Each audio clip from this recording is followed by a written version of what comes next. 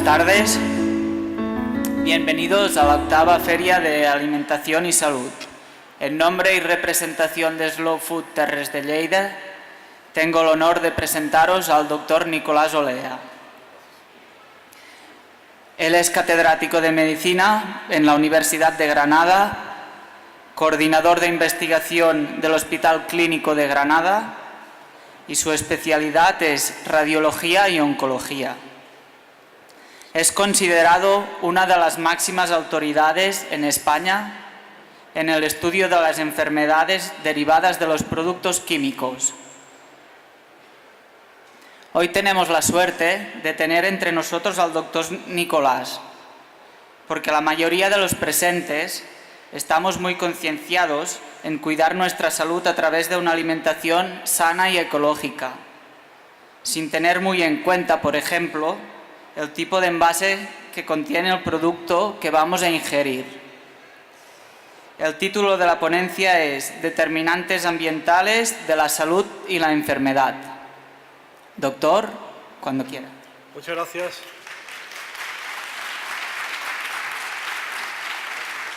Buenas tardes. Es para mí un placer y un honor estar con ustedes esta tarde y compartir durante estas 2 horas las cosas que venimos trabajando y haciendo en los últimos años y que hemos ido contando por diferentes regiones y ciudades y que hoy toca estar aquí comentándose. Lo que voy a hablar es la experiencia personal del grupo que yo lidero en investigación en el Hospital Clínico y en la Universidad de Granada, y lo que voy a contar durante esta tarde es lo que hemos ido haciendo y qué es lo que hemos ido aprendiendo en términos de salud y enfermedad en su relación con el medio ambiente. La primera diapositiva que traigo hoy es este pez. ¿Alguien sabe lo que es? Cuando lo enseño en los congresos de endocrinología, donde están los señores médicos de buena posición, dicen todos, un rodaballo. Cuando lo cuento con los estudiantes de medicina me dicen, un pez. Vale, un pez. Bueno, pues esto es un rodaballo. Y la historia que empezamos hoy con el rodaballo es la siguiente. El rodaballo no era así de niño, sino que de niño, cuando era un alevín, era un pez aparentemente normal, con un ojo a cada lado de la cara, y en un momento determinado decide convertirse en un pez plano, en un pez que se echa sobre la arena y que espera hacer su vida de forma diferente a como estaba planeado. Ese cambio de un alevín de 2 caras a un pez plano se llama la metamorfosis. Bien, ustedes seguro, como yo, conocen mejor la metamorfosis del renacuajo que se transforma en rana, el renacuajo que pierde la cola, le salen las patitas y se transforma en un animal distinto. Bien, ¿saben ustedes quién lidera este proceso de cambio, de metamorfosis? Desde el año 1912, hace ahora 100 años, se sabe que es el tiroides. Es la hormona tiroidea la que lidera la metamorfosis en los anfibios y en los peces y en todos aquellos animales que tienen que hacer esa gran transformación morfológica.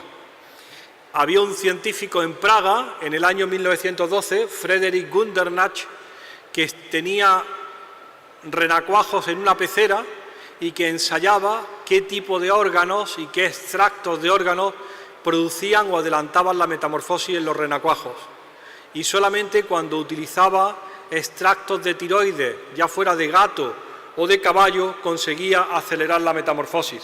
Fíjense que es Praga en 1912.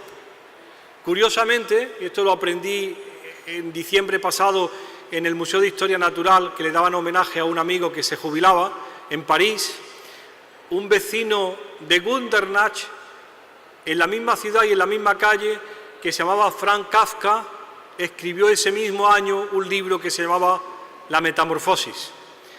Yo me lo compré el otro día en el aeropuerto de Barcelona, estaba de camino y lo vi en la colección austral y me leí el libro porque me daba vergüenza no haberme lo leído nunca y qué cosa más deprimente. Bueno, el caso es que la metamorfosis de Kafka o la metamorfosis de los anfibios sabemos 100 años después de que se describiera ligada a la hormona tiroidea, sabemos hoy día que tanto en la rana africana, como en el fletán, como en la acedía, como en el lenguado, está gobernada por un chute, por una subida de hormona tiroidea T4 y la expresión de los receptores de hormona tiroidea en los órganos dependientes. Y dirán, bueno, ya hemos aprendido algo más de la fisiología. ¿Y qué tendrá esto que ver con los mamíferos? Pues fíjense lo siguiente.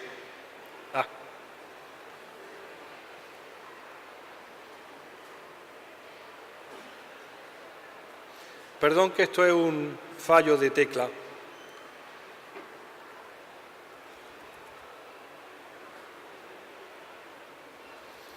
Pues lo que sabemos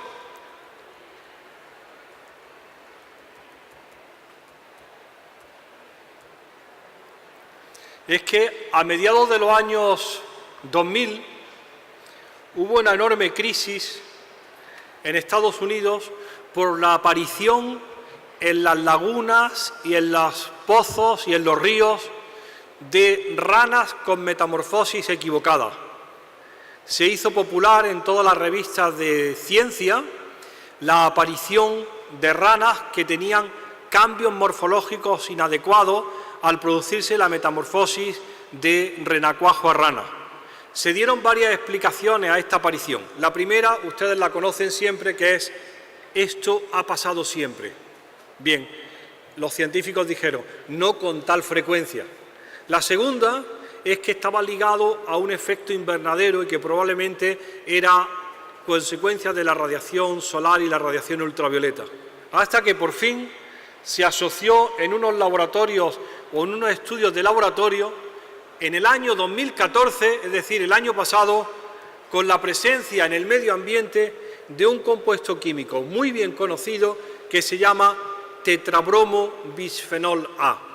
No sé cuántos de la sala son capaces de identificar el tetrabromo bisfenol A, pero que sepan ustedes que todas las granadinas, no sabemos los granadinos, como dicen los políticos, las granadinas y los granadinos, nosotros no sabemos las que de las granadinas, todas las granadinas tienen un surtido de compuestos polibromados en grasa, en tejido adiposo. Igual ocurrirá en el resto de la península ibérica y fundamentalmente ese compuesto polibromado viene y está acumulado en el tejido graso porque se utiliza como retardador de la llama. Es el más popular de los retardadores de la llama de uso en el mundo actual. Se trata de compuestos que se añaden a los textiles, a la ropa, al plástico, a la electrónica, para que no ardan. Es lo que ha evitado cientos de muertes, porque antes, cuando ardía en la mesa camilla, el televisor se convertía en una bomba incendiaria que quemaba el resto de la casa, y desde el año 90 el televisor ya no arde, se carboniza sin echar humo.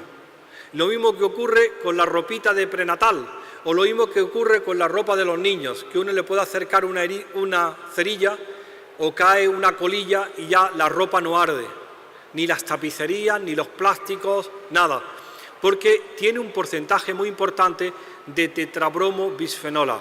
El tetrabromo bisfenol A, como es muy rico en bromo, atrapa el oxígeno e impide que se produzca la llama. Pues bien, ese tetrabromo bisfenol A está en el tejido adiposo de todas las mujeres y está relacionado fundamentalmente, a ver si se lo enseño, con el funcionamiento de las hormonas tiroideas.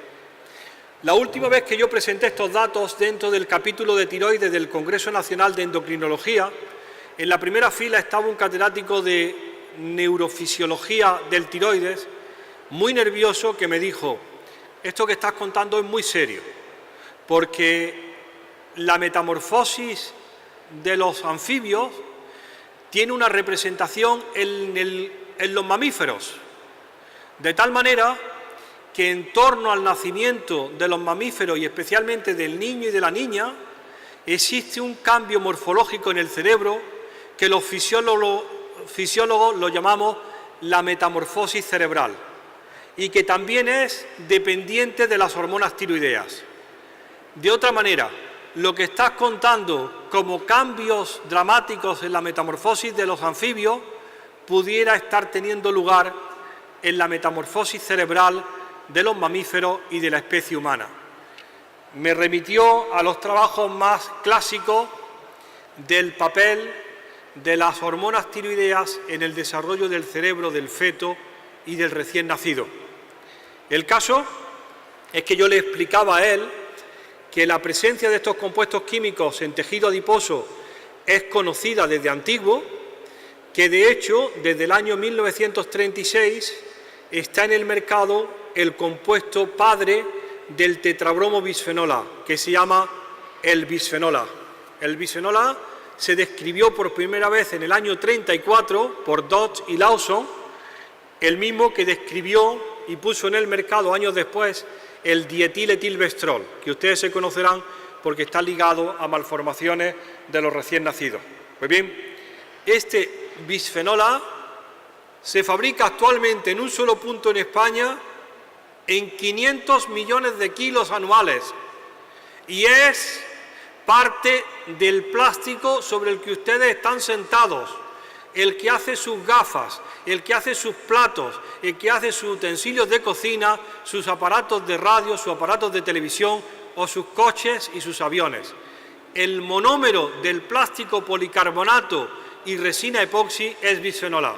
Es estrogénico desde que se descubrió en el año 34 y contribuye a la exposición humana de forma muy variada. Por ejemplo, ¿quién de ustedes sabe que los biberones de policarbonato de plástico están prohibidos en la Unión Europea desde el 30 de junio del 2011? En otras palabras, los biberones con los que todos ustedes han alimentado a sus hijos son prohibidos o están prohibidos en Europa desde el 30 de junio del 2011, porque estaban hechos de un plástico que se llama policarbonato, que es estrogénico desde el 1934 y que aplicando el principio de precaución decidió el 30 de junio del 2011 la Unión Europea retirarlo del mercado, por lo menos en la exposición infantil para los niños hasta los 3 años de edad. Los biberones que hay ahora en el mercado son libres de bisfenol A.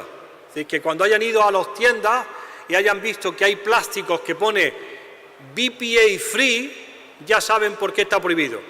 Porque ese plástico es hormonalmente activo y contribuye al desarrollo de las hormonas de los individuos expuestos.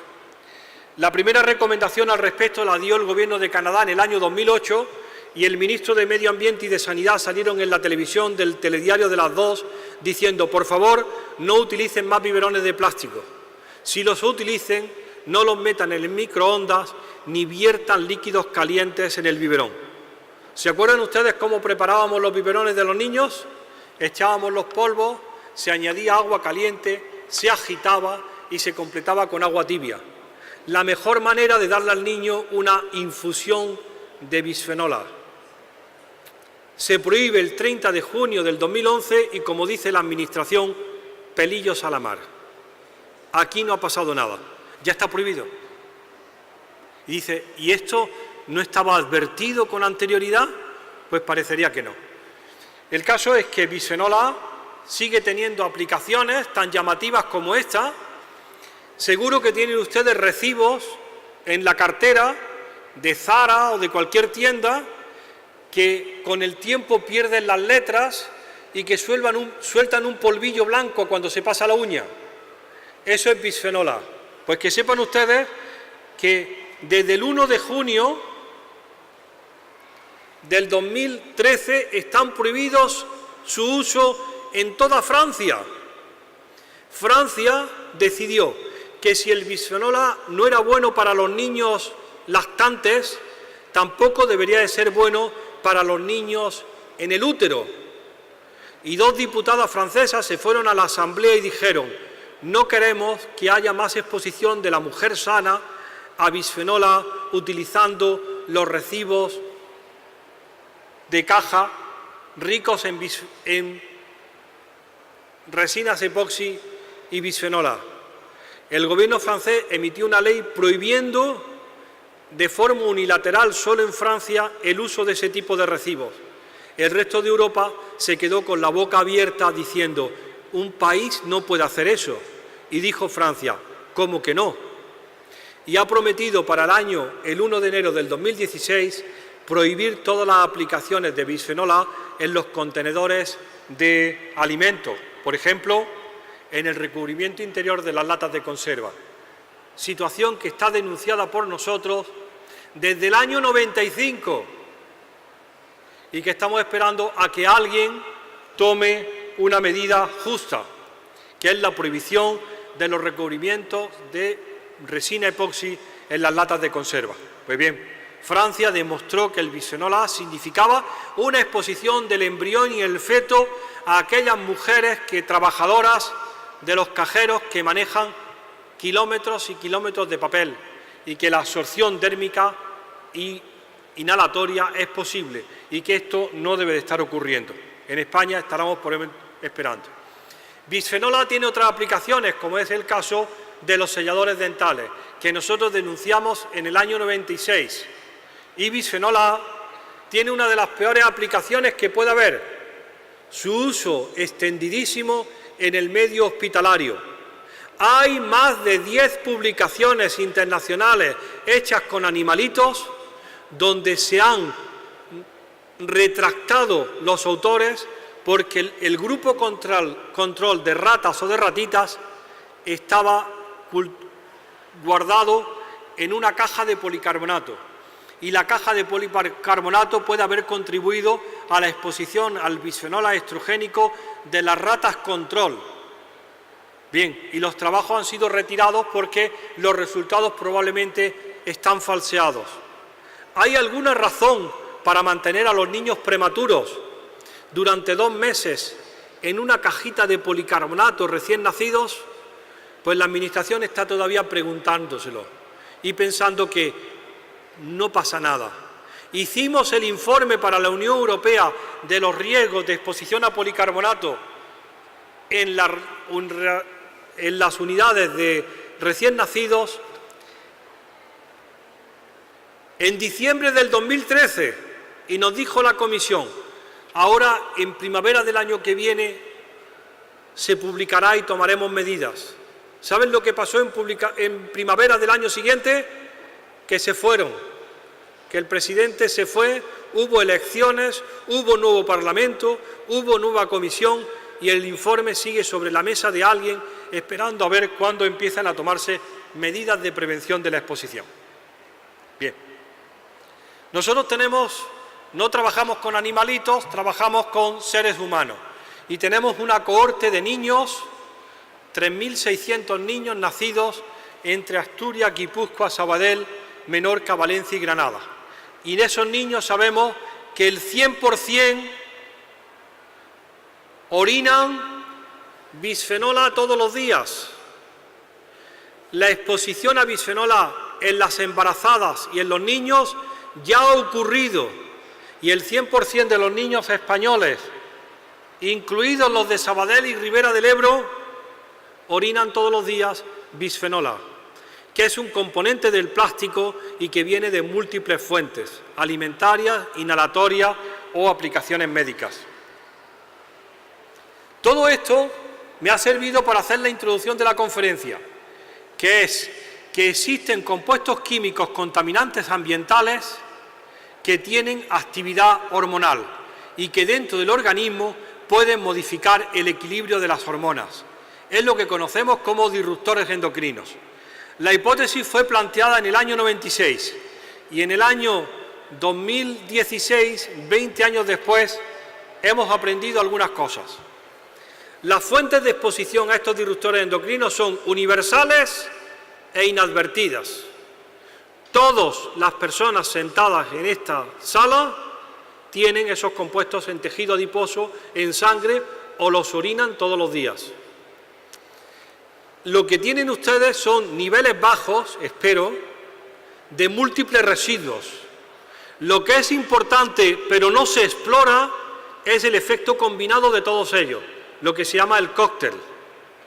Las curvas dosis-respuesta que le han servido a los legisladores para darnos cierta sensación de seguridad pueden ser paradójicas y no lineales. Todos no somos iguales, sino que existen susceptibilidad personal, fundamentalmente dependiendo del género y de la edad. Y pensamos que aunque la exposición sea universal, hay individuos y momentos en la vida críticos para que el efecto sea mucho peor. Y después hablaré del principio de cautela o el principio de precaución. Como vengo de un departamento de oncología, voy a hablar un poquito de cáncer, ¿de acuerdo? A pesar de lo que diga la tele, las cosas en cáncer van mal y las cosas en cáncer de mama van peor. En aquellas ciudades que hay registro provincial del cáncer, Granada, Murcia, Navarra, el País Vasco y Asturias, sabemos que la incidencia de cáncer crece al 2,1% anual en las mujeres. ¿De acuerdo? Esto no está bajo control. Una enfermedad que crece al 2,1% no está bajo control. Y fundamentalmente crecen las mujeres porque desde el año 85 hasta ahora, hasta el 2015, el cáncer de mama crece en Granada al 2,5% anual, que es un incremento muy notable y que no está vinculado a la mejora diagnóstica, sino una mayor frecuencia de enfermedad. Pues bien, hace años decidimos estudiar las causas de cáncer de mama. Es un enorme puzzle donde hay muchas piezas, como son la edad de la primera regla, la edad de la menopausia, la edad del primer embarazo, la dieta, la clase social, los genes, el consumo de tabaco, la alimentación, el ejercicio físico. Todas las piezas son importantes. Y nosotros pensamos que aquellas piezas que son la exposición a estrógenos, ya fuera endógenos o exógenos, podrían estar relacionados con el riesgo de cáncer. Hicimos un estudio de cáncer de mama en Granada y en Almería, reclutamos 300 enfermas recién diagnosticadas, reclutamos 350 enfermas de control, les preguntamos a las que tenían cáncer y a las que no tenían cáncer qué habían hecho para llegar allí, hicimos el estudio y esto fue lo que nos salió. El mayor riesgo de tener cáncer de mama en la provincia de Granada es ir a la universidad. ¿De acuerdo? Nosotros que ya somos poco populares, encima el señor rector nos dijo, hombre, no vayas diciendo eso ahora, ¿no? Y la explicación de por qué es un riesgo de cáncer ir a la universidad es la siguiente. La mujer que va a la universidad ha renunciado a los 3 factores de protección de cáncer de mama, que son tener el primer embarazo antes de los 19 años, tener más de 5 hijos y acumular 36 meses de lactancia. Como yo digo, mi abuela. ¿De acuerdo? Si uno va a la universidad no puede tener el primer hijo a los 19 años, ni tener 5 hijos, es difícil, ni además tener una vida profesional compatible con un salario y dar 36 meses de lactancia. Bien, si esto fuera tan sencillo, diría, ya está, el pecado del cáncer de mama viene por haber abandonado a la mujer su papel de paridora y de madre, ¿vale? Bien. A pesar de eso, y lo podrá decir alguien, a nosotros, gracias a Dios, para defender nuestra hipótesis, nos salió que es un factor de riesgo de cáncer de mama el efecto hormonal estrogénico de la porquería medioambiental acumulada en el tejido mamario, porque esa fue nuestra gran aportación en el estudio. Tanto en los casos como en los controles teníamos un pedacito de grasa de las pacientes. Lo machacamos, lo analizamos y medimos la cantidad de actividad estrogénica que tenía debido a los contaminantes ambientales. Y fíjense qué curioso, cuanto mayor es la estrogenicidad de contaminantes ambientales en el tejido mamario, mayor es el riesgo de cáncer de mama. ¿Vale? Seguimos progresando con esto y fíjense en lo que nos dimos cuenta. ¿Saben ustedes quién tiene menor riesgo de cáncer de mama en nuestra serie? Aquellas mujeres que han parido pronto, parido mucho y dado mucho el pecho. ¿Saben ustedes quién tiene menos carga estrogénica en la mama? Aquellas mujeres que han parido pronto, que han parido mucho y que han dado mucha lactancia. En otras palabras, los partos, los embarazos y la lactancia son la mejor manera de vacunarse del cáncer de mama, porque uno empieza a quitarse de forma temprana toda la porquería que tiene en el tejido mamario. En otras palabras, también, eso es la mejor forma de disminuir un riesgo, disminuir la exposición interna. Pero ¿qué pasa cuando se disminuye la exposición interna? Se lo voy a poner aquí porque vale la pena que se lo cuente ahora. ¿Qué pasa cuando se disminuye la exposición interna? Que hay alguien que se lo come todo.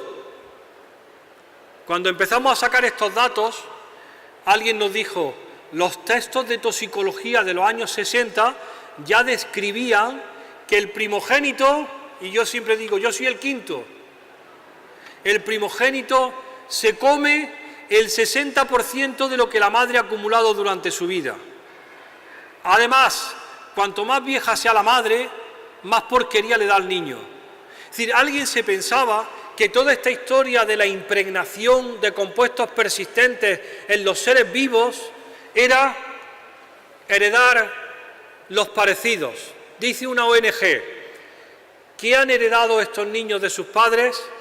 Y dice, los instintos, los parecidos y los residuos tóxicos. Estamos convencidos que la mayor fuente de exposición a lo tóxico ambiental no es ni la vaca, ni la cabra, ni el queso. Son las madres, porque son el mamífero más viejo que ha estado en contacto conmigo cuando nací. 30 años acumulando hasta que me cedió todo lo que había acumulado. Cuando dices esto, los pediatras te dicen, pero entonces ¿qué vas a hablar mal de la lactancia materna también? Digo, no, de ninguna manera. Pero cuídate mucho si vas a ser madre y si vas a dar el pecho, porque lo que tú acumulas se transfiere mejor que los genes. Bien, me digan que vuelva para atrás y les cuento una historia. Entonces, el efecto que nosotros proponemos de defensa contra el cáncer de mama, del embarazo temprano y la lactancia, está ligado fundamentalmente no a explicaciones moleculares complejas que nadie entiende y repite año tras año, sino a explicaciones muy sencillas. Cuanto antes te quites la porquería del tejido mamario, tu mama se queda como una patena y el riesgo de enfermedad es menor. Bien, como teníamos 500 y pico tejidos mamarios guardados en el frigorífico, durante estos años hemos ido analizando a ver si nuestra hipótesis de trabajo era cierta. Nuestra hipótesis de trabajo era el DDT está relacionado con el cáncer de mama, porque la idea es buscar el gran asesino.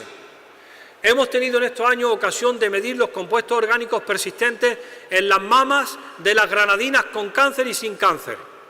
Y esto es lo que tenemos. Las granadinas tienen en su tejido mamario 17 pesticidas organoclorados, 37 bifenilos policlorados, 10 PCBs hidrosilados, 15 dioxinas, 8 bifenilos polibromados y 11 ésteres de PBPs. La pregunta es, ¿cuál de ellos es la causa de cáncer de mama? Y nosotros decimos, todos. Alguien simplista ha intentado asociar cáncer de mama con un residuo, como le ha salido negativo, ha publicado en la prensa mundial. El DDT no está relacionado con el cáncer de mama. Pasa página que esto ya está superado.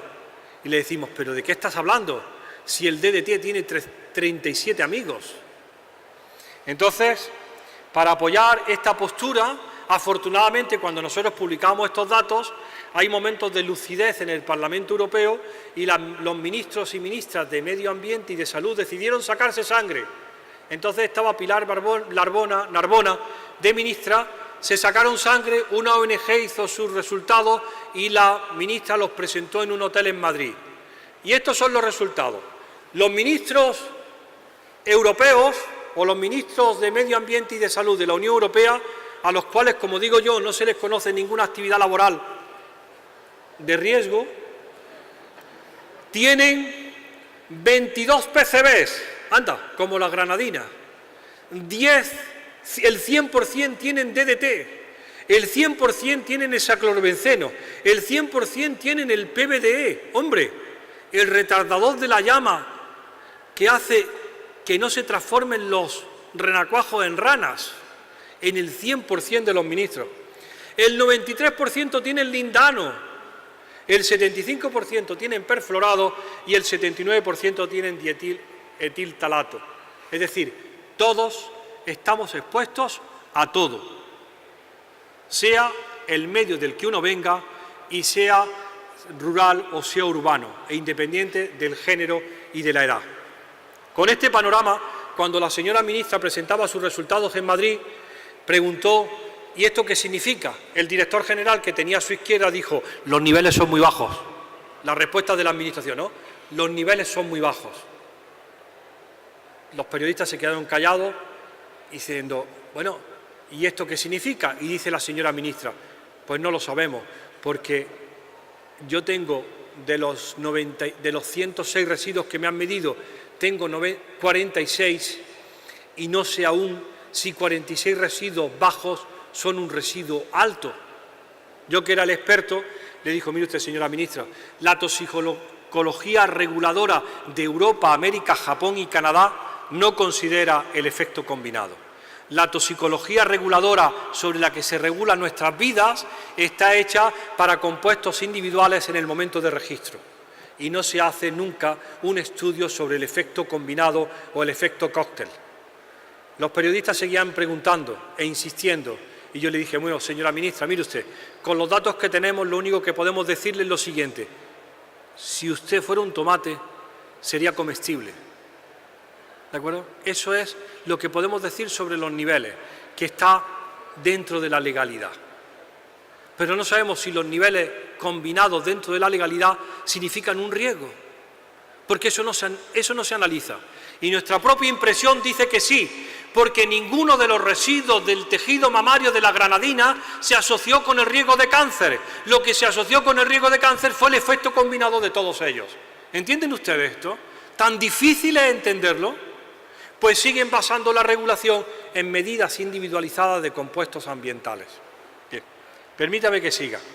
En algunos casos, uno piensa que esto de los pesticidas es un acto democrático, que si en España se gastan 97.000 toneladas de fertilizantes y pesticidas, se ha dividido entre los 48 millones de habitantes. Mentira. Miren ustedes lo que me han contado los agricultores. El 4,5% de la superficie de la península ibérica se dedica a frutas, hortalizas y verduras. Y ahí se consume el 51% de los pesticidas. Está claro que no corresponden todos los españoles a igual cantidad de pesticidas. Hay zonas donde realmente se ponen más que en otros sitios. Esta es la foto de los invernaderos de El Ejido. Dice Pedro Luque, el astronauta, que es mentira que se vea la muralla china desde el espacio. Lo único que él ha visto hecho por el hombre desde el espacio son los invernaderos del Ejido, que cuando pasaba por España se reflejan como si fuera un espejo. Pues eso son toda una serie de personas profesionalmente expuestas y con una exposición de carácter laboral, aunque también las personas que viven alrededor pueden tener esas consecuencias. ¿Qué sabemos de la exposición laboral?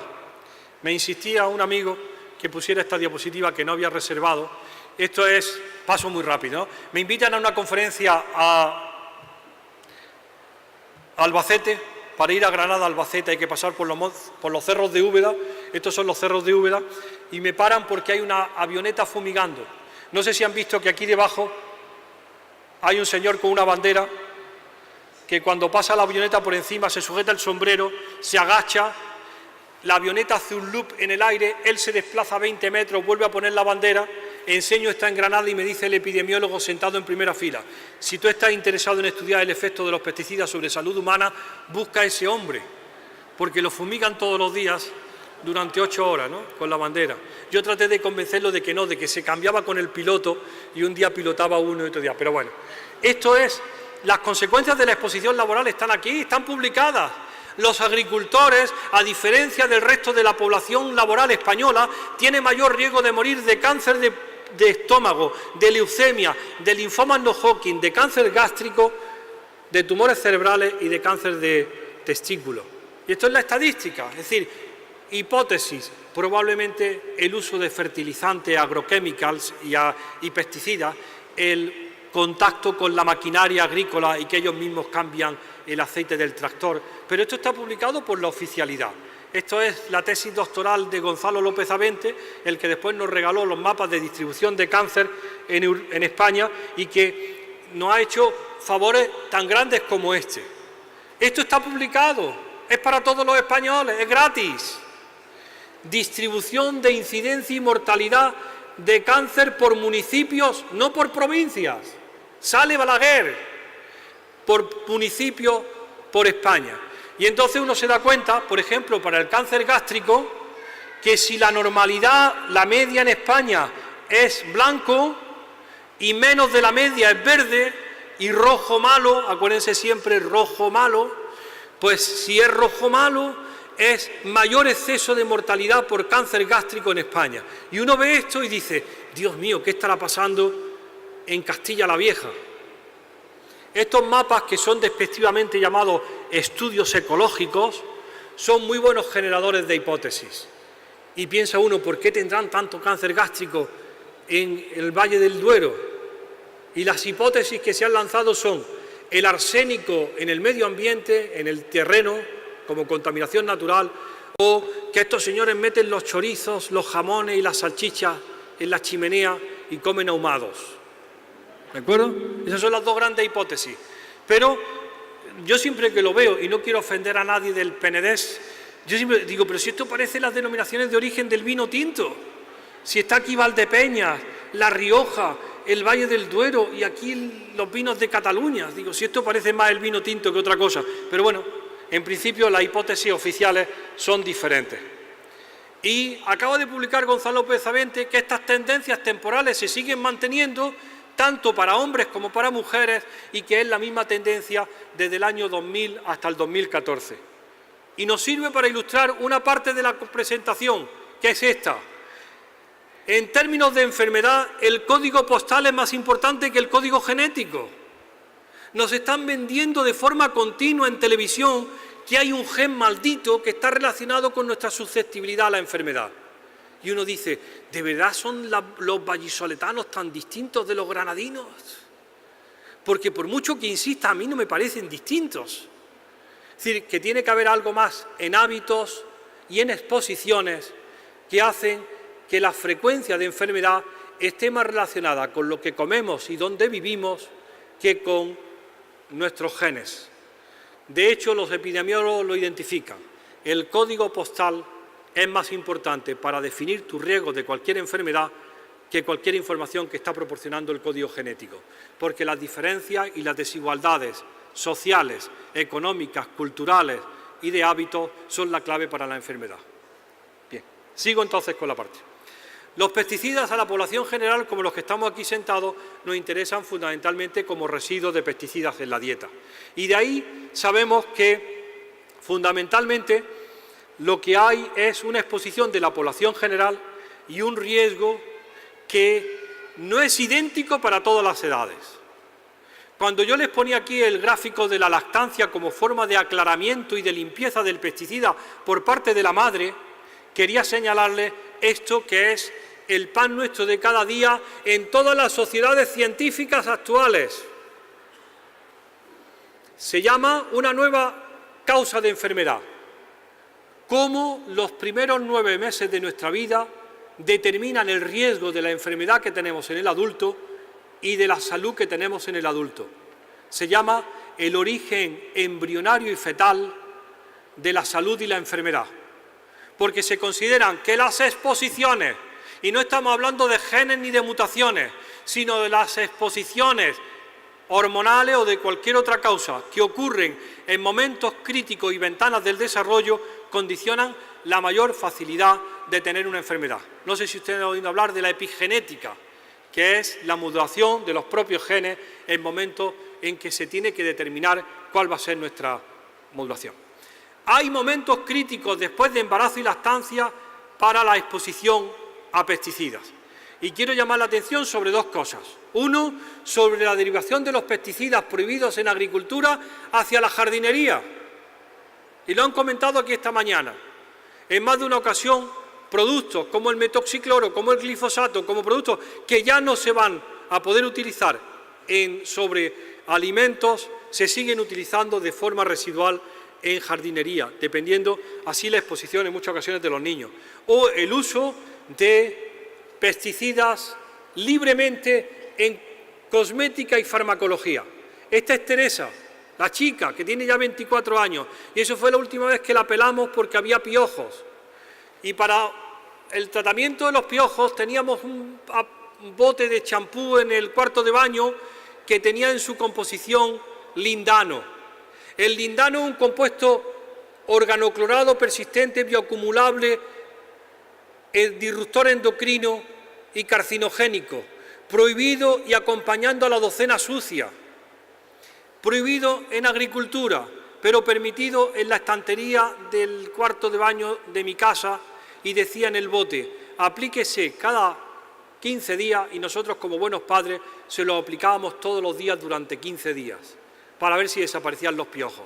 Pues bien, esa es la historia del lindano, y tiene antecedentes. Esto es una postal de esas que se compran en los kioscos de Nestlé y de Suchar, y no sé si lo leen, pero dice, higiene y precaución, colonia con DDT, Cruz Verde, ahuyenta y elimina los insectos y combate la caspa. Cuando vuelvan ustedes a su casa le dice, oye mamá, tú a mí no me echarías colonia Cruz Verde de niño, ¿no? Sí, sí, que era muy buena para la caspa. Pues ya saben de dónde viene la exposición al DDT, porque era un aditivo convencional dentro de esa colonia. Bien. Estas diapositivas las han añadido hoy porque dentro de unos días habrá una reunión internacional en la provincia de aquí al lado, que se llama Huesca, para ver qué pasó con el lindano, el río Gállego y cómo se quitan eso que les tienen encima, ¿no? Que son un vertedero de lindano durante años y que no saben cómo cerrar. Bien. Sigo con esto y les cuento una diapositiva que le tengo yo mucho cariño. Hace unos años, buscando entre los papeles, me encuentro esto de mi padre.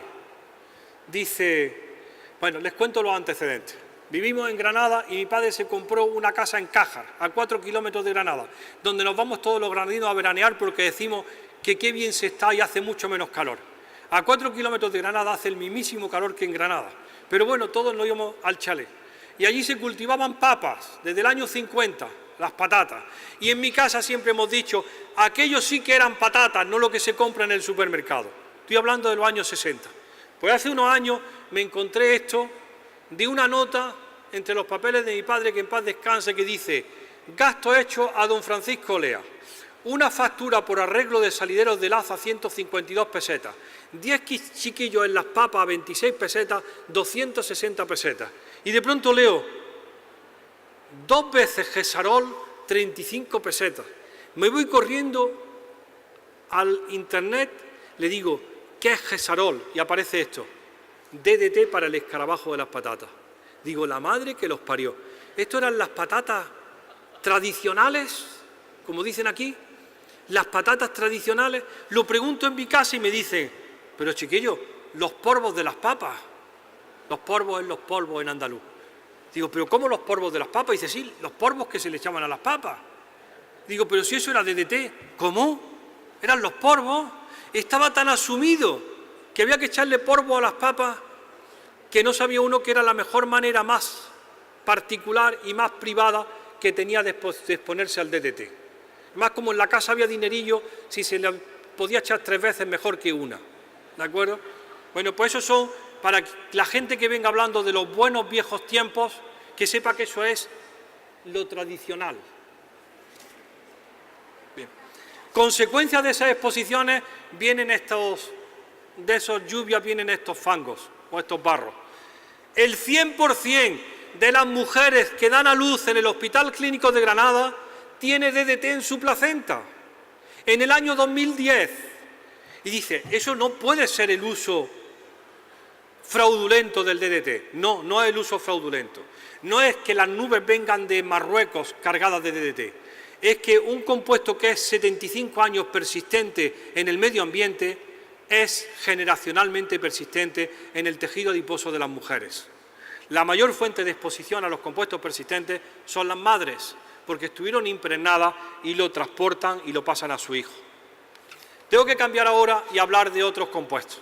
Igual que hemos hablado de pesticidas, empecé hablando de plásticos y todo nuestro trabajo de investigación ha girado en los últimos años a la exposición humana a plásticos. Si quieren ustedes ver, hay esa clasificación de los plásticos que corresponde al numerito que se le ha colocado a los plásticos dentro del círculo de reciclado. Eso es para que el que recicla pueda separarlo, porque cada uno de ellos necesita un tratamiento distinto. El 1 es el PET, el 2 el polietileno, el 3 el PVC, el 7 es el bisfenol A. Vamos a hablar de algunos de ellos, muy rápidamente. ¿Se acuerdan cuál era el compuesto PFO y PFOS que tenían los ministros de Medio Ambiente y de Salud de la Unión Europea? En el 75% de los ministros tenían perfluorados. Los perfluorados son el plástico de las sartenes, el recubrimiento de los utensilios de cocina que los hace resistentes al fuego y al calentamiento. Son los aislantes de las telas y de muchos de nuestros utensilios de trabajo. Son el Tefal y el Gore-Tex. Los perfluorados tienen el honor de ser el compuesto químico más abundante en la sangre del americano medio en el año 2013 y haber desplazado a la frecuencia y abundancia del DDT en el año 1960. No sabemos mucho de cómo están los perfluorados en España, pero sí sabemos que desde hace 4 años los endocrinólogos están muy preocupados porque llaman a los perfluorados obesógenos y se han encontrado ligados al riesgo de obesidad y al riesgo de dislipemia. Son compuestos químicos que modifican y alteran el equilibrio de la grasa dentro del organismo.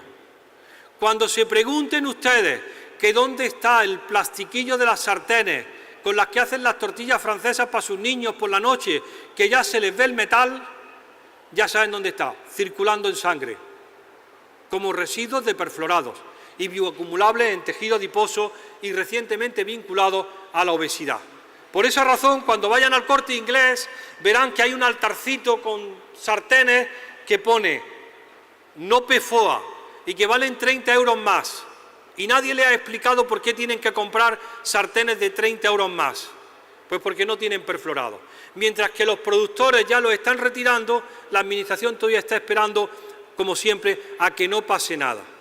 Yo el otro día hacía una reflexión en voz alta y decía, con razón están los bancos regalando tantísimas sartenes. Digo, estarán quitándose de en medio todas las sartenes antes de que prohíban las sartenes con perfluorado. Vas a la caja de ahorro y te dan 7 sartenes por meter 500 euros. Bueno, dirán, habrá que quitarse las sartenes con perfluorado.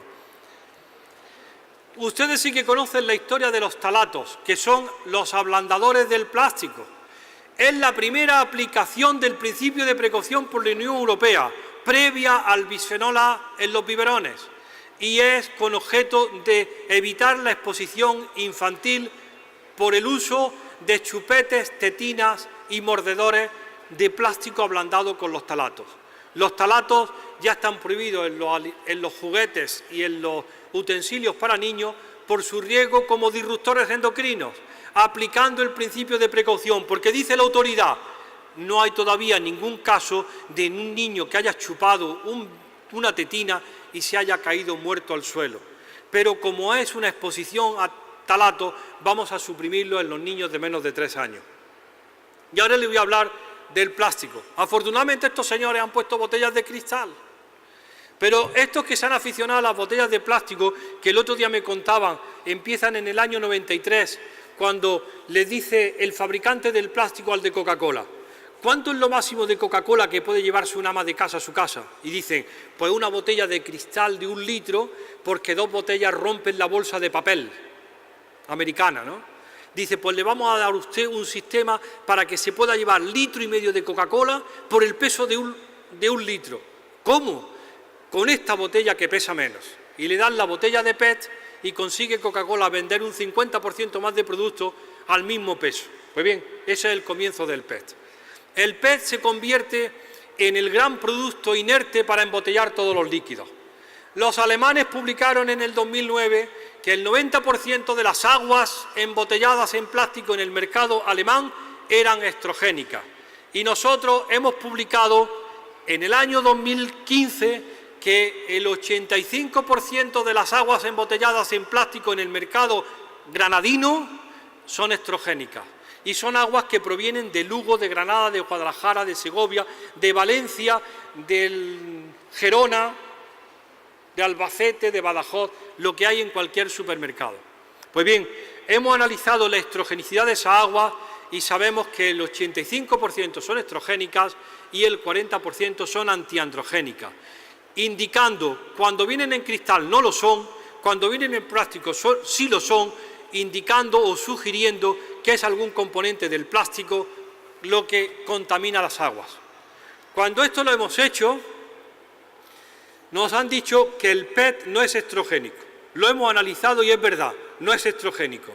Pero entre el que fabrica el PET y el que embotella, hay un señor que hace la botella. Y el que hace la botella tiene un catálogo de más de 600 compuestos químicos para añadirle al plástico para hacer la botella.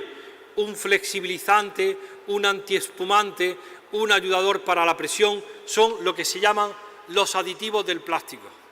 Esos aditivos del plástico no están declarados, esos aditivos del plástico no están estudiados toxicológicamente y esos aditivos del plástico sabemos que pueden difundir al agua que contiene, fundamentalmente en condiciones extremas, calor y tiempo. Cuando uno ve la botella de agua en la playa del Cabo de Gata, a 52 grados, en plástico, en la puerta del supermercado, dices, Dios mío, si esto ni un experimento controlado podría estar estudiando un proceso de migración del plástico de forma más adecuada. Pues bien, que sepan ustedes que cuando publicamos esto en una revista internacional, nos dijo el editor, no hay que ser alarmistas en las conclusiones. Y nosotros dijimos, ¿y por qué no ser prudente evitando la exposición? Y el Roto publicó esto en el periódico. Algunos alimentos pueden ser tóxicos. En caso de observar alguna reacción adversa, haga como que no ha notado nada para no alarmar a otros consumidores. ¿De acuerdo? Sí, no vaya a ser que no sea verdad. Bien. El papel reciclado. Lo siento. Esto es una de las mayores fuentes de exposición química que hay. Porque el papel reciclado se hace a base de reciclar papel de impresora, papel imprimido, y el papel imprimido es muy rico en resinas epoxi utilizado en las tintas. Y cuando está el papel virgen no es hormonalmente activo. Nosotros hemos ensayado y publicado en el año 2007 la estrogenicidad de las cajas de pizza de Francia, Portugal y Bélgica. Y hemos visto que el 60% de las cajas son estrogénicas porque liberan. A ver, en otras palabras, cuando el próximo día le traigan una pizza a la casa y vean que hay una mancha de grasa en el cartón, no piensen cuánta grasa hay en el papel, sino cuánto ha extraído la pizza de los componentes químicos que tiene el papel reciclado. Esto lo publicamos en el 2007. Le entró a la Comisión Europea por este oído y le salió por este. Fuimos con Gustafsson, el jefe del Karolinska, cogidos de la mano, a ponérselo en la mano a la presidenta de turno de la Agencia Europea de Seguridad Alimentaria. Todavía se lo está pensando, porque mira que si no es verdad. ¿De acuerdo? Pues que sepan ustedes que el Risk Assessment, lo que se llama la evaluación del riesgo del papel reciclado, no existe, ni está hecha, porque los productores le vendieron a la autoridad las dos palabras mejores que se pueden vender: papel, que tiene fama de 500 años, y reciclado, que es la palabra de los ambientalistas del siglo XX. Bueno, pues el papel reciclado nosotros le propusimos al Ministerio que lo llamaran pasta química apta para la impresión gráfica. A ver quién lo compraba.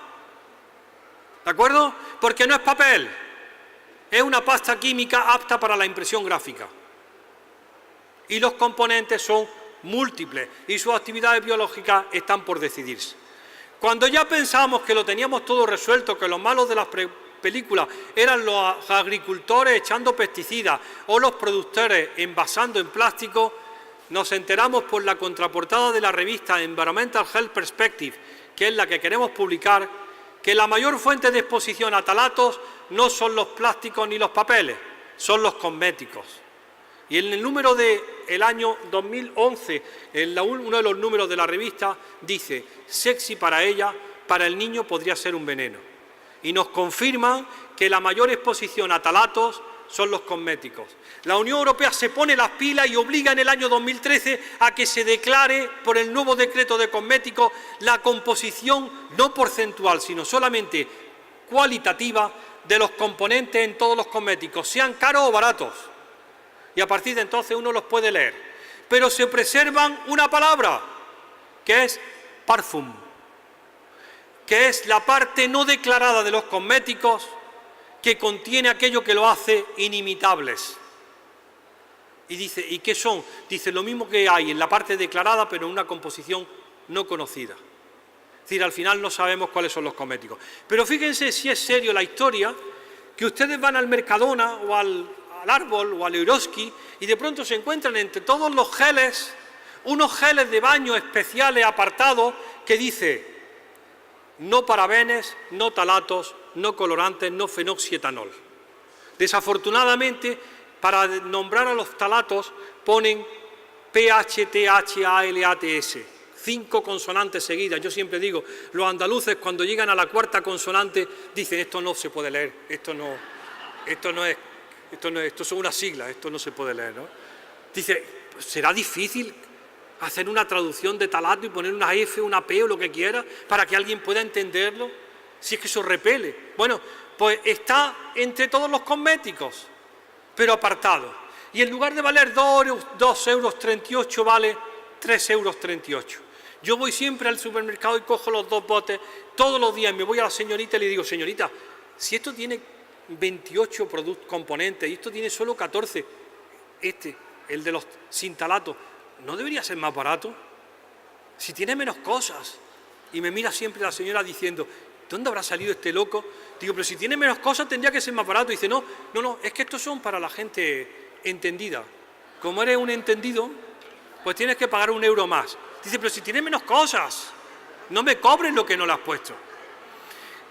El drama es, ¿cómo es posible que esto lo esté haciendo el productor y que la administración todavía esté esperando a que no pase nada, ¿no? Volviendo a la serie de infancia y medio ambiente, que sepan ustedes que las embarazadas españolas en el 3er trimestre y los niños de 4 años mean esta friolera de talatos todos los días. Nos han sacado los colores a nivel europeo porque junto con Polonia somos los niños que más talatos mean estos parabenes, que son filtros ultravioleta, y mean este surtido de benzofenonas y parabenes. Es decir, la exposición ya ha existido, está ocurriendo. ¿Qué se hace? Absolutamente nada. Esperar a que no pase nada. Les voy a contar la última, y ya con esto acabamos. Cuando estábamos sacando la publicación de las botellas de plástico, tuvimos un inside visit. Un inside visit es, los productores vienen a visitarte, nosotros llamamos al abogado, ellos se sientan aquí y tenemos una conversación friendly. Y eran los que producen el PET, a convencernos de que el PET no es hormonalmente activo. Y le decimos, es verdad, lo hemos ensayado, lo hemos testado y no es hormonalmente activo. Pero las botellas sí lo son. Tenemos la conversación y me dice el hombre muy triunfalista, el inglés: usted sabe que el 75%, el 70% de las botellas de PET del mercado europeo se reciclan. Y digo, no lo sabía, enhorabuena. Dice, sí, se reciclan y se mandan a Oriente, donde vuelven como material reciclado. Y le digo, ¿nuevas botellas de PET? Me mira así y dice, no, vienen como fibra para hilatura. Digo, ¿fibra para hilatura? Dice, sí, poliéster. Me saco yo mi chaqueta de Dustin del Corte Inglés, que dice, que no ha visto la lana nunca, que dice 75% de poliéster. Y lo veo y le digo, ¿quieres decirme que estos son 4 botellas de Coca-Cola de 2 litros recicladas? Y me dice, muy probablemente. Digo, la madre que os parió. Y me dice, pero ya viene con los aditivos.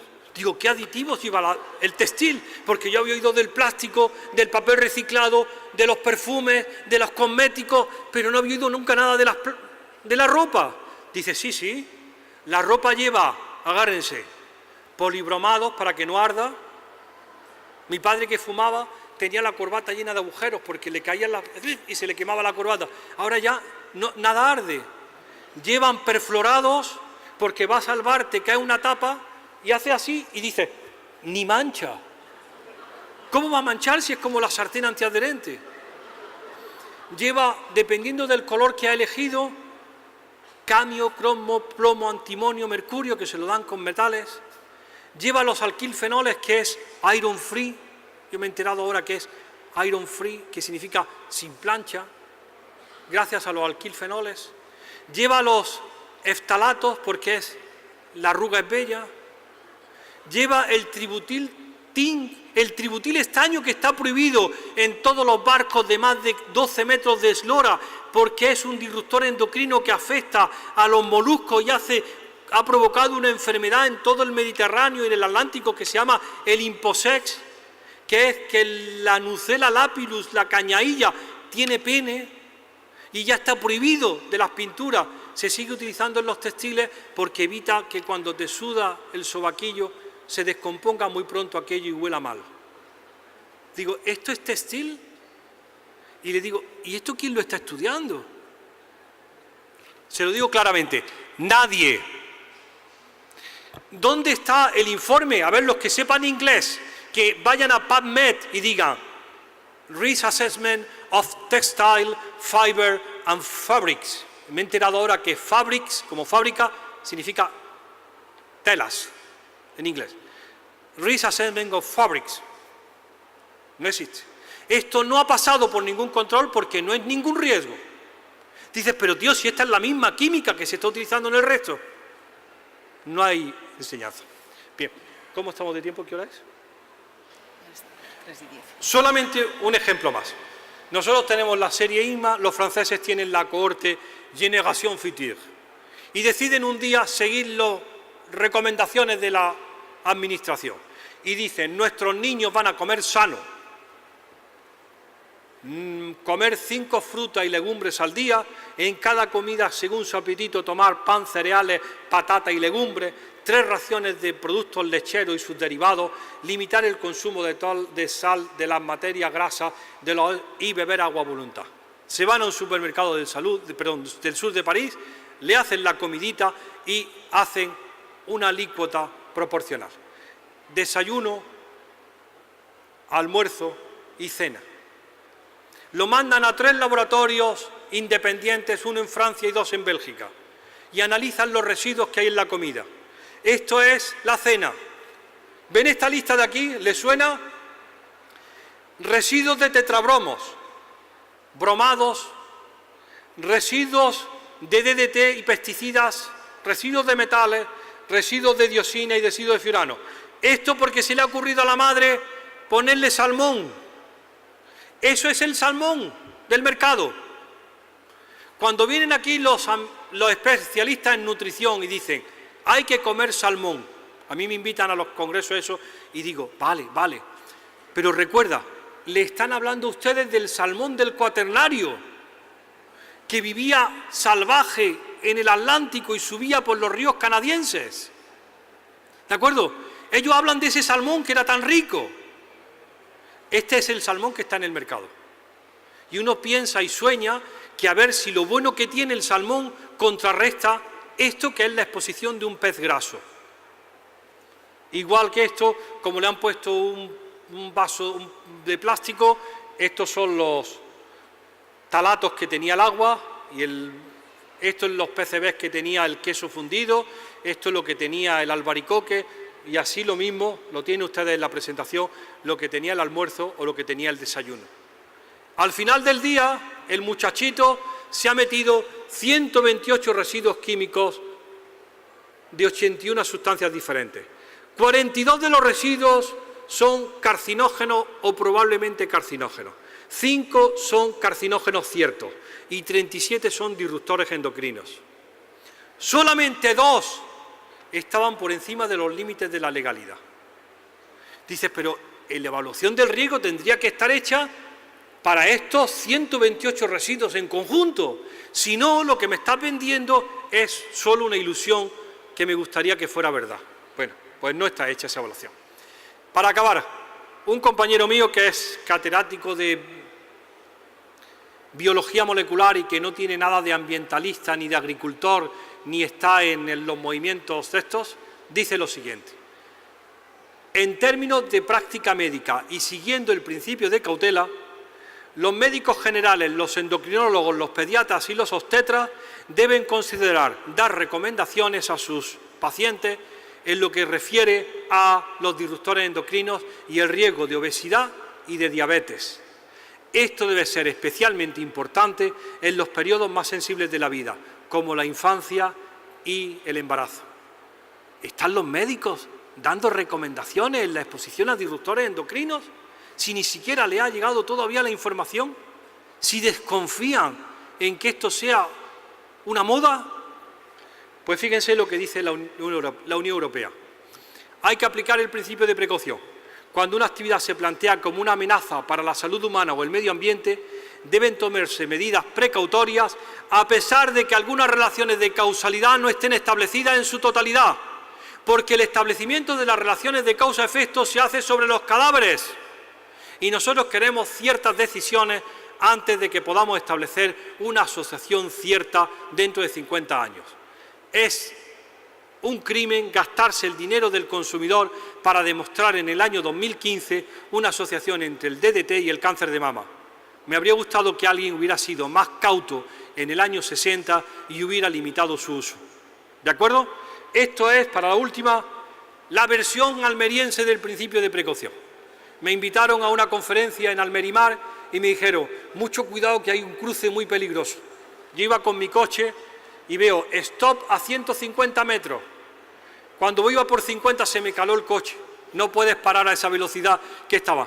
Pero tiene todo el mensaje del principio de precaución. Es anticipatorio. Las medidas hay que tomarlas antes de que las cosas ocurran. Porque si se toman cuando están convencidos de que han ocurrido, a alguien se ha jodido. ¿De acuerdo? Yo siempre pongo aquí el ejemplo del Estado. El mayor representante del Estado en esta situación sería la Guardia Civil. ¿Han visto ustedes a la pareja de la Guardia Civil alguna vez en el anuncio de precaución, stop a 150 metros, diciendo mucho cuidado? No. Ellos están siempre al otro lado, detrás de un árbol, esperando a ver si uno se salta el stop y lo pilla un tráiler de fruta, y si lo mata pasa la estadística diciendo van como van y pasa lo que pasa. Gracias por su atención.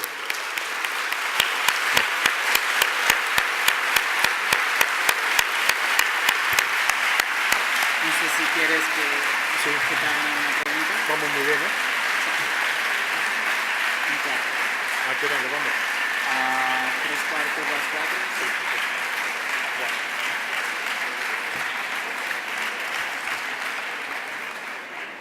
Ahora vamos a pasar al turno de preguntas, por si alguien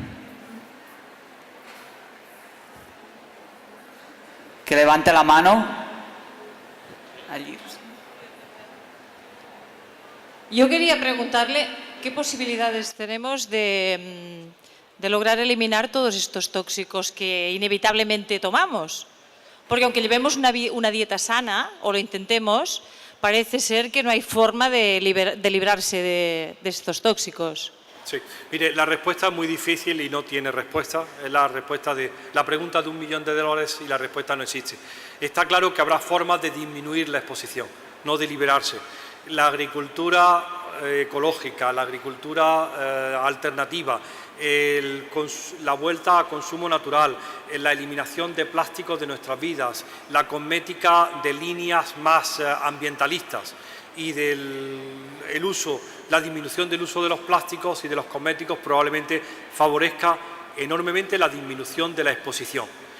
Desde el punto de vista individual, la única opción que yo entiendo es la vía política, es decir, alguien que entiende y que tiene estas responsabilidades que honestamente decida sobre mí, porque si no hay que hacer una carrera de médico generalista, otra de bioquímico, otra de químico industrial y otra de ingeniero, para tener toda la información y al final vivir asustado, ¿no? Alguna responsabilidad recaerá en aquellos que tienen que decidir sobre nosotros sin tener nosotros que estar continuamente eligiendo. Deberíamos de elegir a los políticos en lugar de elegir la manzana podrida, ¿no? Pero en realidad estas recomendaciones son útiles a nivel personal para usted, en muchos casos producen más agobio y más desazón que consuelo, ¿no? Hola, buenas tardes.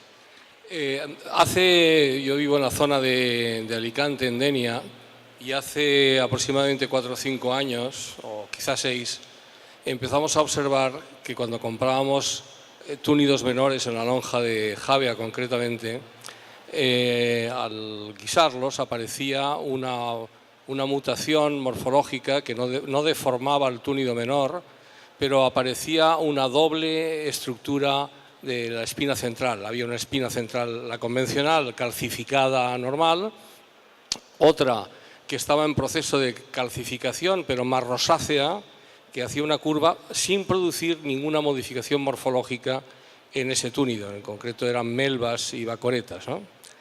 Me puse en contacto, traté de averiguar qué pasaba con esa historia. Estuve en contacto con el Instituto Oceanográfico de Valencia, que miró hacia otro sitio. Luego me dijeron que tenía que hablar con el barco de las Hespérides, que estaba en la Antártida, que en cuanto vinieran, porque era un tema que les interesaba mucho, no llamaron, no dijeron nada. Estuve hablando con patrones y con armadores del puerto de Javea para ver si ellos habían observado esto. Sí lo habían observado y, de una forma casi secreta, me dieron un teléfono de Málaga, donde había un servicio especializado en el análisis de los túnidos menores en el Mediterráneo, ¿no? Y me dijeron que efectivamente que les mandara todo el material que yo tenía. Yo tenía espinas congeladas, fotografías, tenía un dossier importante, ¿no? Y dijeron, sí, conocemos esta historia, lo venimos observando desde hace 15, 16 años y mi preocupación fundamental, aparte de la lógica por el deterioro de una especie más del Mediterráneo, era si aquello era comestible o no, porque yo y mi familia no lo estábamos comiendo, ¿no? Y me dijeron que ellos habían hecho pruebas, que lo estaban comiendo y que no pasaba nada. Lógicamente me quedaron dudas más que razonables de si esas mutaciones o esas alteraciones en la estructura interna podían producir algún efecto en la ingesta. Esta es la cuestión. Fundamentalmente porque era una información que yo no tenía.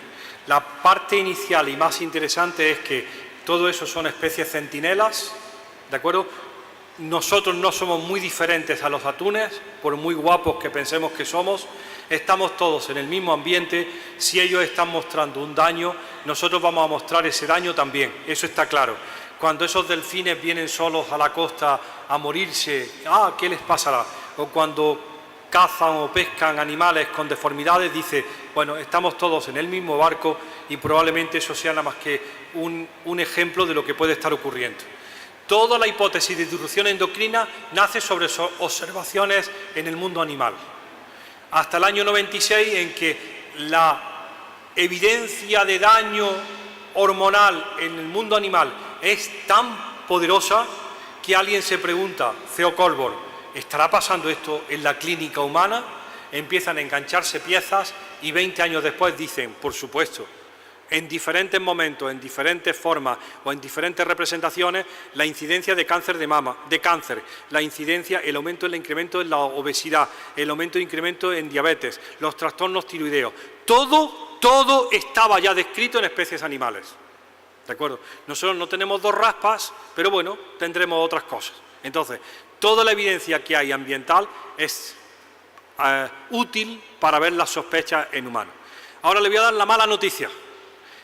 Los atunes, lo que se envasa en el mercado español como pescado envasado, no es comestible.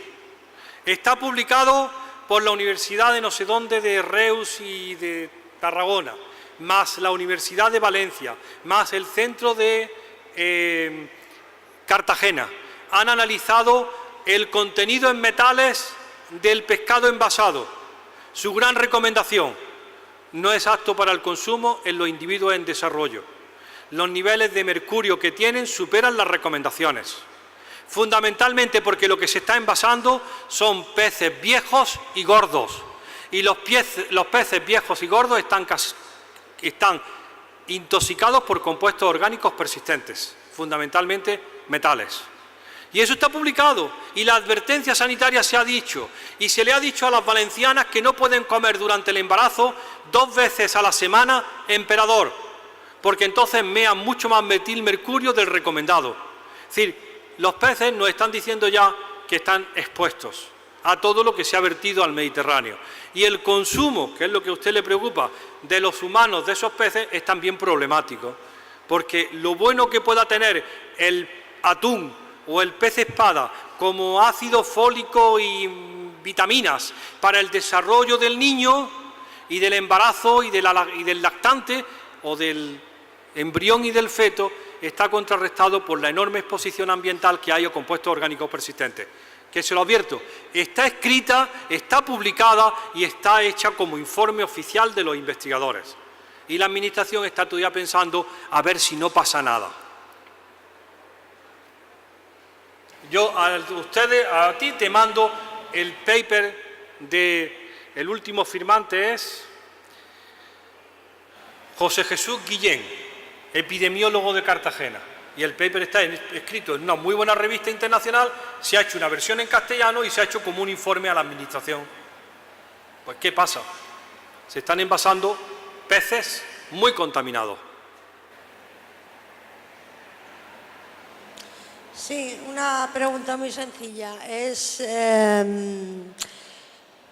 Sartenes. ¿Qué sartenes se pueden comprar? ¿Tiene que ser todo de acero inoxidable? Porque las sartenes todas las llevan. ¿O cómo podemos hacer una tortilla de patatas sin que se queme? Pues nosotros hemos recurrido a las sartenes antiguas que teníamos metálicas, cuando las tenemos. Y también hemos buscado esas que se llaman cerámicas, pero no conseguimos saber cuál es la composición. Porque como el recubrimiento interior de las conservas, que son resinas epoxi, también lo dicen recubrimiento cerámico, ya no sé si el cerámico se refiere a la cerámica o se refiere a una cosa brillante. Como eso no está declarado, ni está descrito, ni está analizado, pues no tienen manera de saber. Lo que puedes hacer ahora mismo, si quieres seguir con el plástico, comprar una que diga no PFOS, no PFOA, que vale 30 euros más. ¿De sartén? De sartén. Puedes encontrarlo en el mercado hay unas que pone sin perfluorados. Y luego está lo que es las horteras, que aquí las utilizamos mucho, que normalmente llevan un barniz, están barnizadas. Yo las únicas que no conozco que sean barnizadas están en Marruecos. ¿Eso es tóxico también? Ni idea. Eso me tienen ustedes que ayudar a saber si es tóxico. Enterarse como el compañero qué le pasa a los peces o enterarse usted qué le pasa a las sartenes para que añadamos esa información en lo que yo voy dando. Acuérdense que yo soy radiólogo y me dedico al tratamiento del cáncer de mama. Todo lo que cuento es de oídas. He oído sobre los peces que es evitar peces grandes y creo que se han estudiado 5, el emperador, el bacalao. La recomendación de estos chicos es la caballa. Lo que salía con menor mercurio, la caballa. Me acuerdo perfectamente. Y nosotros no hemos ido y no hemos quitado del atún y compramos caballa. Pues vale, sabe lo mismo. Gracias. Pero no le da tiempo, como es pequeño, a contaminarse. Es así.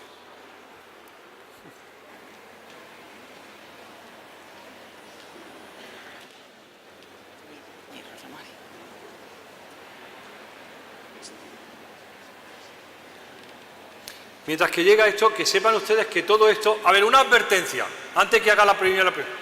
Todo lo que yo le estoy contando es investigación científica estándar y oficial, publicada en las revistas de impacto en lengua inglesa internacionales. Y lo que es peor, pagada por ustedes. Porque todo esto está hecho con proyectos nacionales de financiación del FIS y del Ministerio. Es decir, ustedes han pagado esta investigación. Se ha publicado en las formas reglamentarias y yo se lo cuento a ustedes en castellano. Pero alguien tendría que estar en la Administración leyéndoselo esto y entendiendo lo que ha pagado para aplicarlo. ¿Entienden ustedes el secreto? No, pero parece que no llega.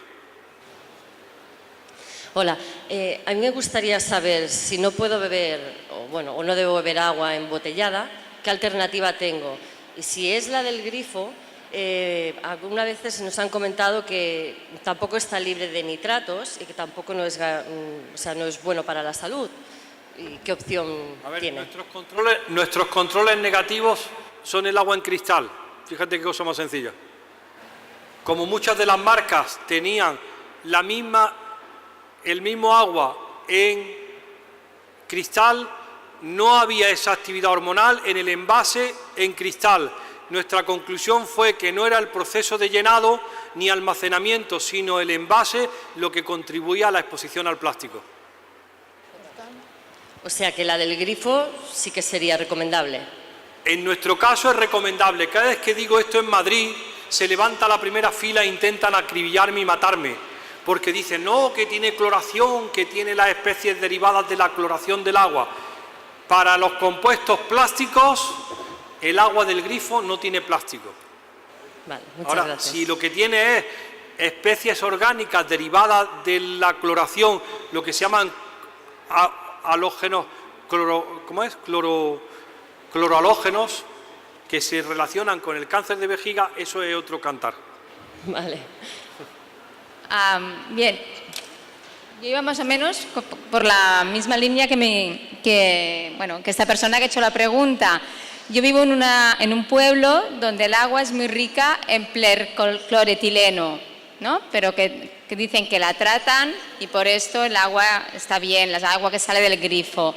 Entonces, con todo este tema del agua en el plástico, me planteo, ¿es mejor comprar botellas de agua en envase de plástico? Porque claro, de 5 litros no hay en cristal. O está mejor beber el agua del pueblo, que aunque está rica en cloretileno, está tratada. No tengo una respuesta, no sabría qué decirle. Probablemente lo mejor sería exigir a la administración de su pueblo que el agua tenga todos los estándares de calidad exigidos, ¿de acuerdo? Si no es posible, pues buscar un agua de las marcas que haya que utilice un plástico que no tenga aditivos, pero bueno. como no tienen ninguna obligación en la declaración, ni siquiera del plástico mayoritario, como eso para la administración es inerte y no tiene ningún riesgo, nunca sabremos hasta que sean obligados a declarar qué plástico y qué procesamiento tiene ese plástico. Vale, pero el agua que sale del grifo, yo la he hecho analizar y no tiene el cloretileno, es esa la sustancia, ¿no? ¿Lo digo bien? No, yo no lo sé. No la conoces. No. Bueno, entonces, claro, como... Sí, seguramente esta se refiere a las especies moleculares derivadas de la cloración, ¿no? No, es de una fábrica de tintes que hay en el pueblo. No sé yo de cloretileno. Pero si está tratada, teóricamente es correcta, esta agua, si está tratada. No lo sé, probablemente No lo sé. sepas tú más que yo de todo ese tema. Vale, muchas gracias. Una última y... Ja, doncs parlar, no, toqui. Una aclaración respecto a la pregunta que acaban de hacer la chica de mi fila. Es cierto que no hay agua en garrafas de 5 litros de cristal, pero las hay de 8. 8 litros en garrafa de cristal. Yo la compro en Cataluña. Aquí, en tu misma fila. Sí. A tu derecha. Sí. ¿Qué? Muy bien, gracias por la información. La última pregunta. Sí. Una pregunta. ¿Es partidario de las mamografías? Mamografía.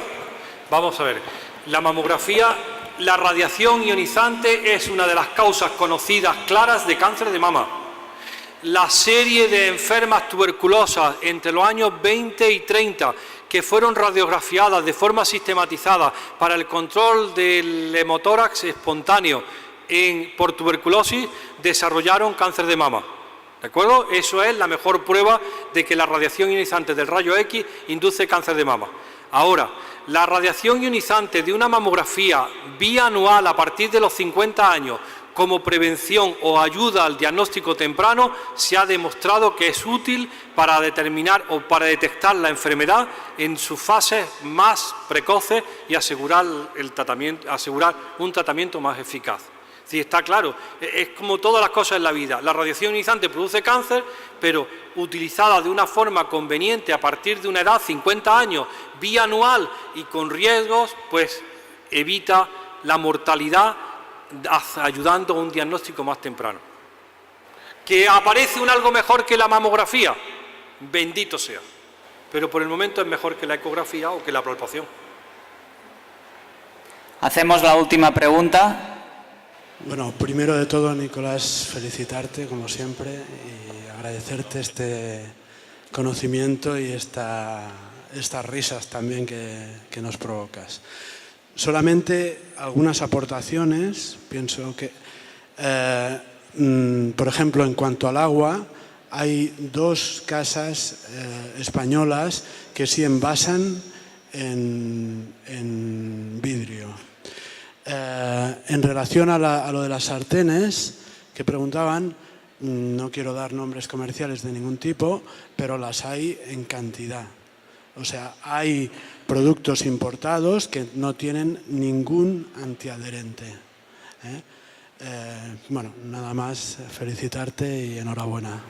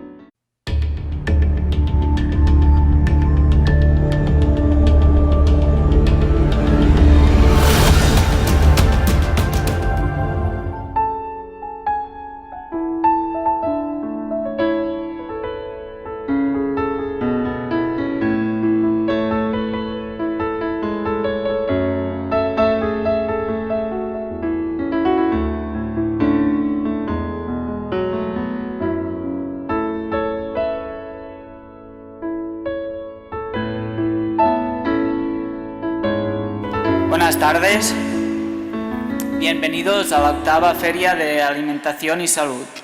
En nombre y representación de Slow Food Terres de Lleida, tengo el honor de presentaros al doctor Nicolás Olea.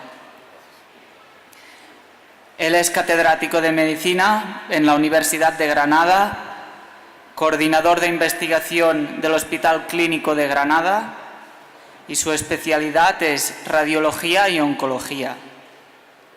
Es considerado una de las máximas autoridades en España en el estudio de las enfermedades derivadas de los productos químicos. Hoy tenemos la suerte de tener entre nosotros al doctor Nicolás, porque la mayoría de los presentes estamos muy concienciados en cuidar nuestra salud a través de una alimentación sana y ecológica, sin tener muy en cuenta, por ejemplo, el tipo de envase que contiene el producto que vamos a ingerir. El título de la ponencia es Determinantes ambientales de la salud y la enfermedad. Doctor, cuando quiera. Muchas gracias.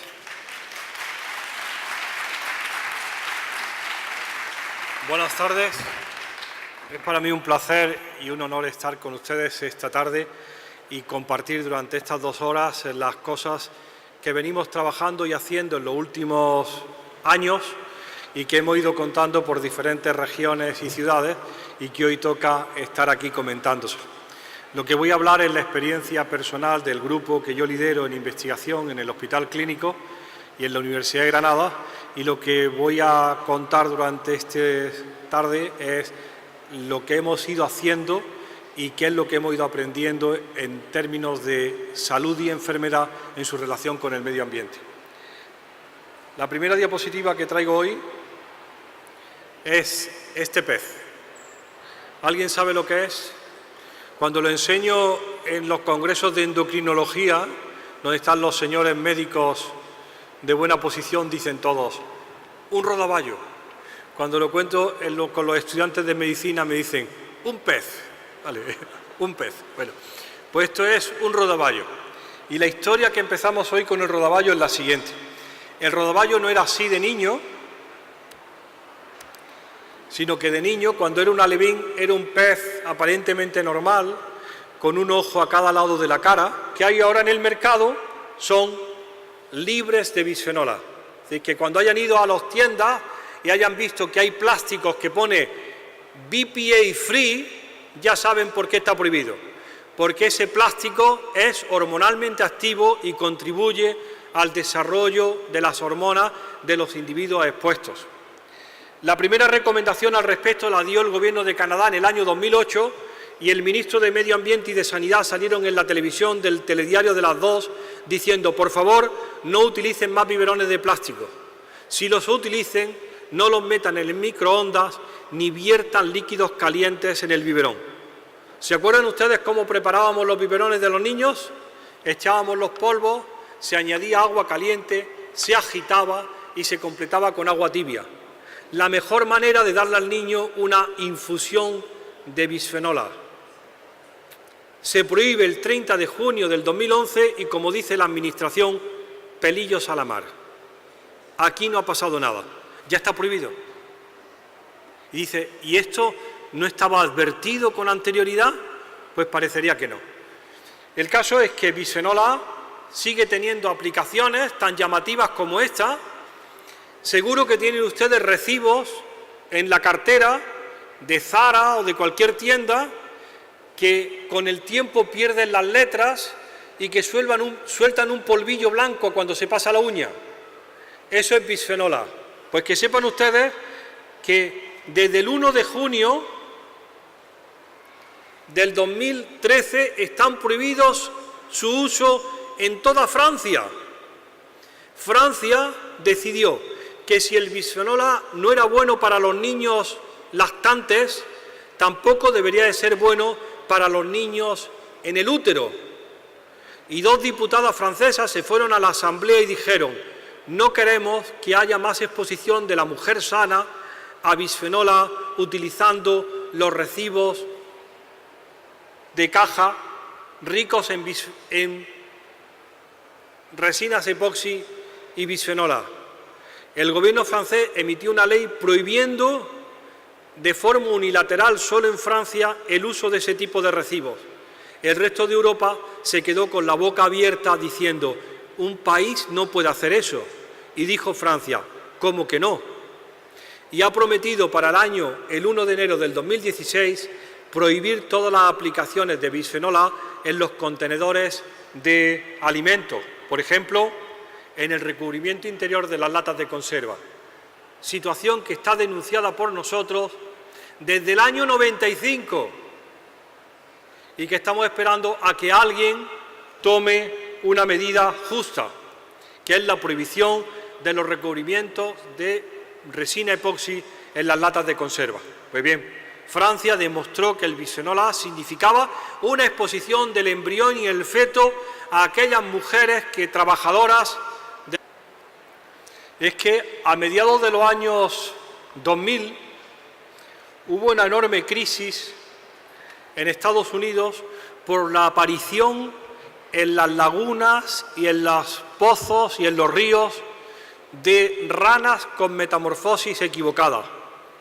Se hizo popular en todas las revistas de ciencia la aparición de ranas que tenían cambios morfológicos inadecuados al producirse la metamorfosis de renacuajo a rana. Se dieron varias explicaciones a esta aparición. La primera, ustedes la conocen siempre, que es, esto ha pasado siempre. Bien, los científicos dijeron, no con tal frecuencia. La segunda es que estaba ligado a un efecto invernadero y que probablemente era consecuencia de la radiación solar y la radiación ultravioleta. Hasta que por fin se asoció en unos laboratorios o en unos estudios de laboratorio en el año 2014, es decir, el año pasado, con la presencia en el medio ambiente de un compuesto químico muy bien conocido que se llama tetrabromo bisfenol A. No sé cuántos de la sala son capaces de identificar el tetrabromo bisfenol A, pero que sepan ustedes que todas las granadinas no sabemos los granadinos, como dicen los políticos, las granadinas y los granadinos, nosotros no sabemos las que de las granadinas, todas las granadinas tienen un surtido de compuestos polibromados en grasa, en tejido adiposo. Igual ocurrirá en el resto de la península ibérica y fundamentalmente ese compuesto polibromado viene y está acumulado en el tejido graso porque se utiliza como retardador de la llama. Es el más popular de los retardadores de la llama de uso en el mundo actual. Se trata de compuestos que se añaden a los textiles, a la ropa, al plástico, a la electrónica, para que no ardan.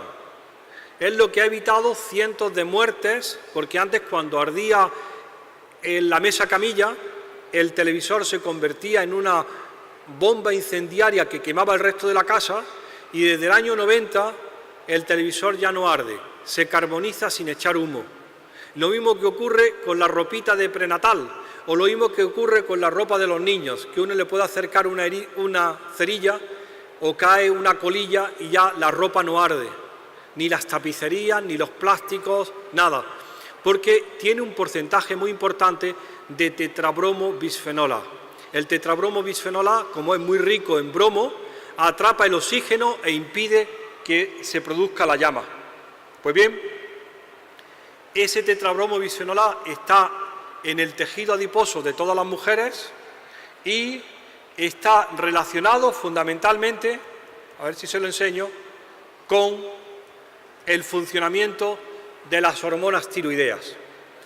La última vez que yo presenté estos datos dentro del capítulo de tiroides del Congreso Nacional de Endocrinología, en la primera fila estaba un catedrático de neurofisiología del tiroides, muy nervioso, que me dijo: esto que estás contando es muy serio, porque la metamorfosis de los anfibios tiene una representación en los mamíferos, de tal manera que en torno al nacimiento de los mamíferos y especialmente del niño y de la niña existe un cambio morfológico en el cerebro que los fisiólogos lo llamamos la metamorfosis cerebral y que también es dependiente de las hormonas tiroideas. De otra manera, lo que estás contando como cambios dramáticos en la metamorfosis de los anfibios pudiera estar teniendo lugar en la metamorfosis cerebral de los mamíferos y de la especie humana. Me remitió a los trabajos más clásicos del papel de las hormonas tiroideas en el desarrollo del cerebro del feto y del recién nacido. El caso es que yo le explicaba a él que la presencia de estos compuestos químicos en tejido adiposo es conocida desde antiguo, que de hecho desde el año 1936 está en el mercado el compuesto padre del tetrabromo bisfenol A, que se llama el bisfenol A. El bisfenol A se describió por primera vez en el año 34 por Dodds y Lawson, el mismo que describió y puso en el mercado años después el dietiletilvestrol, que ustedes se conocerán porque está ligado a malformaciones de los recién nacidos. Pues bien, este bisfenol A se fabrica actualmente en un solo punto en España en 500 millones de kilos anuales y es parte del plástico sobre el que ustedes están sentados, el que hace sus gafas, el que hace sus platos, el que hace sus utensilios de cocina, sus aparatos de radio, sus aparatos de televisión o sus coches y sus aviones. El monómero del plástico policarbonato y resina epoxi es bisfenol A. Es estrogénico desde que se descubrió en el año 34 y contribuye a la exposición humana de forma muy variada. Por ejemplo, ¿quién de ustedes sabe que los biberones de policarbonato de plástico están prohibidos en la Unión Europea desde el 30 de junio del 2011? En otras palabras, los biberones con los que todos ustedes han alimentado a sus hijos son prohibidos o están prohibidos en Europa desde el 30 de junio del 2011, porque estaban hechos de un plástico que se llama policarbonato, que es estrogénico desde el 1934 y que aplicando el principio de precaución decidió el 30 de junio del 2011 la Unión Europea retirarlo del mercado, por lo menos en la exposición infantil para los niños hasta los 3 años de edad.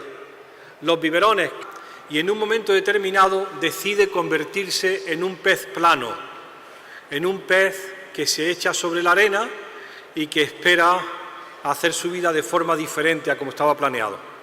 Ese cambio de un alevín de 2 caras a un pez plano se llama la metamorfosis. Bien, ustedes seguro, como yo, conocen mejor la metamorfosis del renacuajo que se transforma en rana, el renacuajo que pierde la cola, le salen las patitas y se transforma en un animal distinto. Bien. ¿Saben ustedes quién lidera este proceso de cambio, de metamorfosis? Desde el año 1912, hace ahora 100 años, se sabe que es el tiroides. Es la hormona tiroidea la que lidera la metamorfosis en los anfibios y en los peces y en todos aquellos animales que tienen que hacer esa gran transformación morfológica.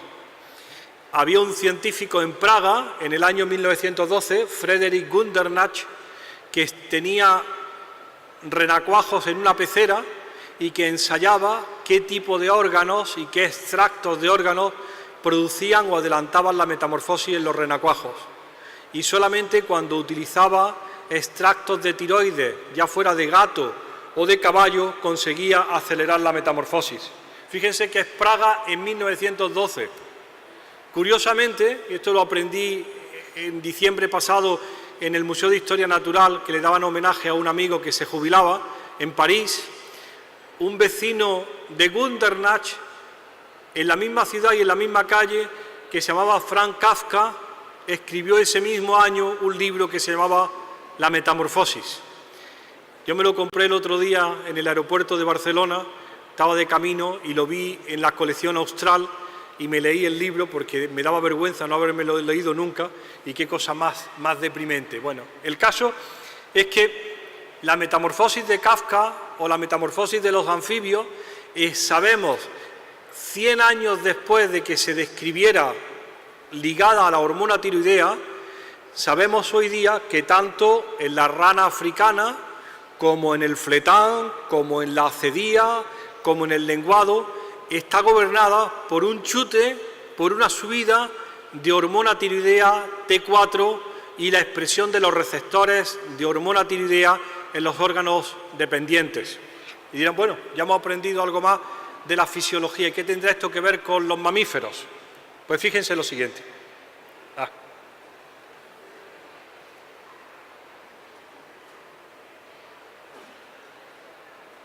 Perdón que esto es un fallo de tecla.